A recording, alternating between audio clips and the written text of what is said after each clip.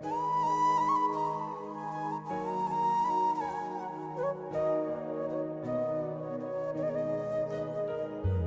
पहले कुछ ऐसा हुआ मेरी लाइफ में जो एक्सपेक्टेड नहीं था।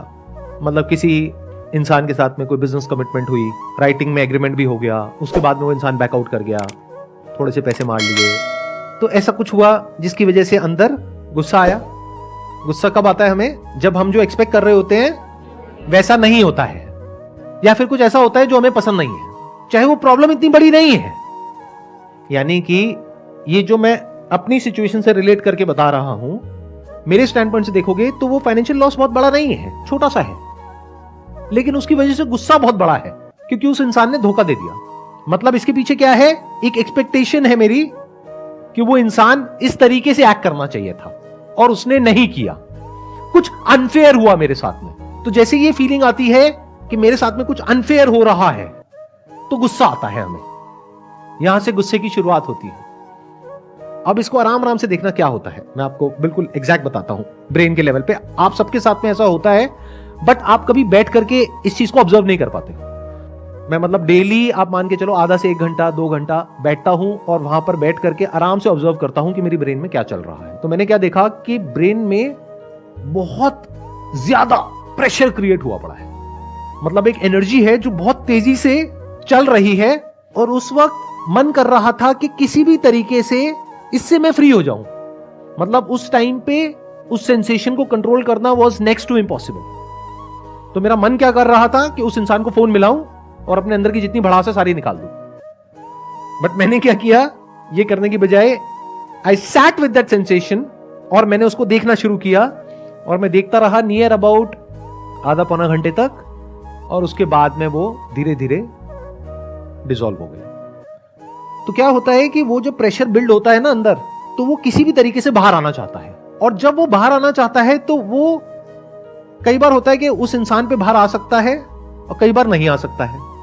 मान लो वो इंसान आपसे पावरफुल पोजीशन में है, या मान लो कि अगर आपको पता है कि ये गुस्सा अभी उस इंसान के ऊपर बाहर आया तो आपको कोई बहुत बड़ा नुकसान हो जाएगा, तो अब वो कहीं और निकलता है।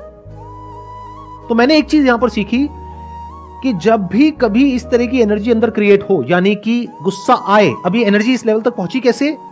शुरू हुई थी बहुत ही छोटे से थॉट से कि कितना घटिया आदमी है, बस इतना छोटा थॉट था जो सुबह से रात तक आप लोगों के माइंड में आता है, लेकिन आप इसको ऐसा समझते हो कि ये तो कुछ भी नहीं है, बोलते ही रहते हो सुबह से रात तक। और ये छोटा सा थॉट कितनी जल्दी बड़ा होता है, you can't even imagine in the wildest of your dreams.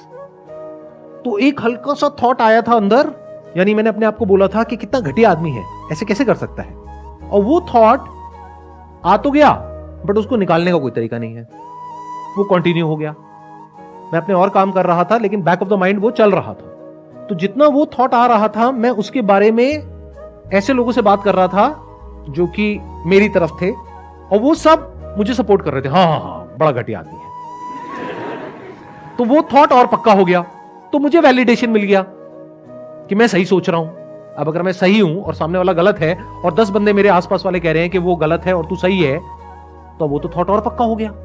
अब वो थॉट बहुत तेजी से घूमने लग गया। ये पूरी प्रोसेस चली थी आई थिंक 2 से 3 दिन, उसके अंदर अंदर ये काम हो गया था।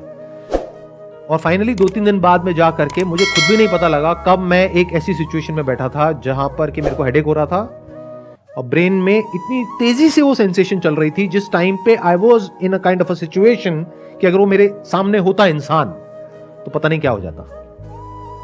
अगर मेरी जगह कोई और होता तो वो पक्का रिएक्ट कर देता, वहां पर नहीं करता, कहीं और कर देता और कुछ ना कुछ रायता फैलाता। क्योंकि जैसे ही आप रिएक्ट करोगे इस स्टेट में, विच इज एंगर, तो बाहर क्या निकलेगा? एंगर। तो वो जो एनर्जी होगी जहां भी जाएगी, जिससे भी जाकर के टकराएगी, वहां से सामने से एक रिएक्शन आएगा। जैसे ही रिएक्शन आएगा आपको और गुस्सा आएगा। यानी उस गुस्से में अगर मैं उस इंसान को मैसेज कर देता कि तू ऐसा कैसे कर सकता है, तू कितना घटिया आदमी है, ये है वो, कुछ ना कुछ रायता मैं जरूर फैलाता, तो सामने से कुछ ना कुछ रिएक्शन आता, और रिएक्शन आते ही मेरी जो साइकिल है ये और स्ट्रांग हो जाती, गुस्सा और बढ़ जाता, फिर मैं कुछ और बड़े लेवल पर रिएक्ट करता, फिर सामने वाला भी बड़े लेवल पर रिएक्ट करता। तो मैंने उसको बर्दाश्त कर लिया, उस इंसान को नहीं, अपना ही जो थॉट था जिसकी वजह से वो फीलिंग्स, इमोशंस, सेंसेशंस ट्रिगर हो रही थी, उसको देख लिया आराम से बैठ करके, और मन कर रहा था उस वक्त कुछ करने का, लेकिन कुछ नहीं किया। Next day everything was normal.